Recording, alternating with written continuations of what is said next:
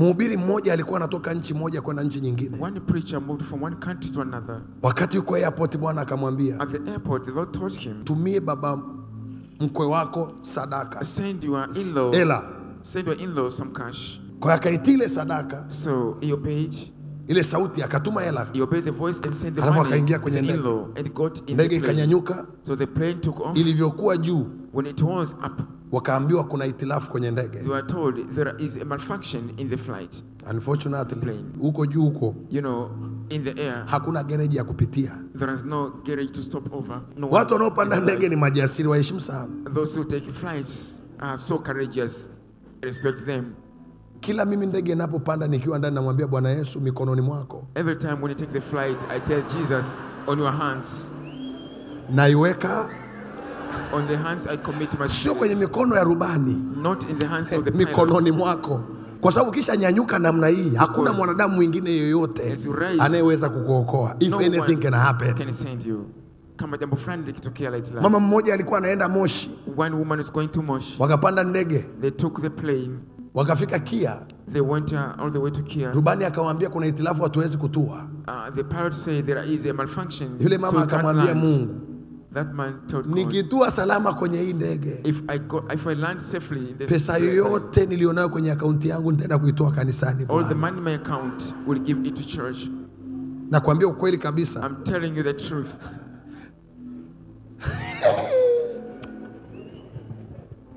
Kwa hiyo walizunguka hewani pale kama nusu saa. Matairi wanasema ni matairi sio hayatoki. Matairi yasipotoka you cannot land. If the tires can't come out, you cannot land. Wakajitahidi, baadaye matairi yakatoka akatua. Alipotua haraka kaniomba akaunti ya kanisa.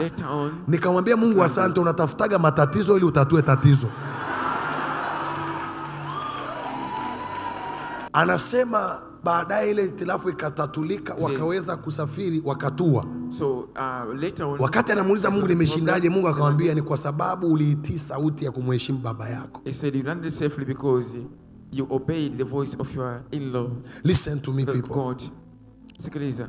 Unaweza kuwa unapambana na roho ya mauti kwa sababu ya kutokuheshimu familia yako. You might be fighting this. Kwa hiyo utakuja hapa, bibi yake atakufa kesho. You'll come here. Ukitoka una ugomvi na mama yako mzazi, una ugomvi na baba yako mzazi, mauti ina uhalali ya kukufuatilia. Hata kama ungeenda kwenye mkutano wa Bwana Yesu Kristo, even if you go to a meeting, a crusade of Jesus Christ, akakwambia you are free, and it tells akakwambia kwamba uko huru and delivered, na umefunguliwa, you are still under a serious death attack. Lakini bado upo katika mashambulizi. Nataka kuonyesha kwamba familia, I want to show you a family, si tu kwamba ni kitu kilichopo, ni kanuni ya kimungu. It's not only something that exists, but it is a principle of God. Kwa hiyo kuna baraka nyingine, mfano ya kuishi muda mrefu. So other blessings like the blessings of longevity. Ziko kanuni nyingi, lakini hii imewekwa hadi kwenye amri 10 kwa tafsiri ya kwamba is among of the major. There are many principles, but this one is also included in the 10 commandments. Kumaanisha kwamba ni moja. I always say never fight your father, no matter how right he is or how wrong he is. Mimi nasema usipigane na baba yako, haijalishi kwamba anasema ukweli kiasi gani au hayuko. Yuko sawa kiasi gani au hayuko sawa kiasi gani? Yuko sawa kiasi gani? Usishindani na mama yako. Don't fight against your father. Nimesikia mama anatoa ushuhuda hapa wakati simesikia ushuhuda ule mama. You heard the testimony that anasema yeye amekuja akalala hapa siku ya Alhamisi, anamuomba Mungu. Alafu sauti ya Mungu akamwambia mpigie mwanao, akampigia mtoto wake, mtoto ambaye aongei naye mwaka wa 3. How can you be serious?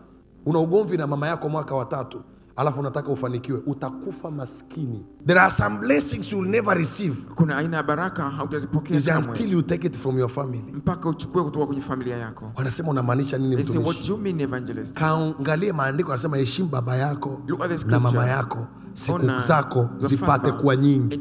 Kwa tafsiri nyingine, baraka ya kuishi miaka mingi mirefu na mitimilifu imefungamanishwa kwenye kanuni ya familia. In other words, the blessings of longevity is connected to the family. You shall die. Mchungaji, hujui mama yangu ni mchawi. Ni kweli. You know, pastor, my mother is a wizard. Lakini ana haki katika ulimwengu wa roho. True, but she has a right in the spiritual. Kwa sababu alikubeba kwenye tumbo. Because she carried you. Kuna aina ya maneno akiyanena unaharibikiwa.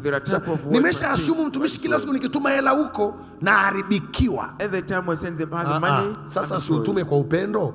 Wewe kinasababisha uharibikiwe kwa sababu kila ukituma unatuma kwa hasira, kwa chuki, wakati mwingine ndani yako umeshajaa negativity. Shetani anakudhibitishia. Kuna saa unaamka unasema hii 100,000 na itakasa kwa damu ya Yesu, hata kama anaichukuaga anaenda kwa waganga, anachukuaga anaenda kunywa, lakini pesa yangu nimeitoa kama zawadi, ninaipoiachia kwangu ni zawadi, ikifika kwake yeye ndo ataijeuza kuwa anachotaka, lakini kwangu mimi ni zawadi. Amen.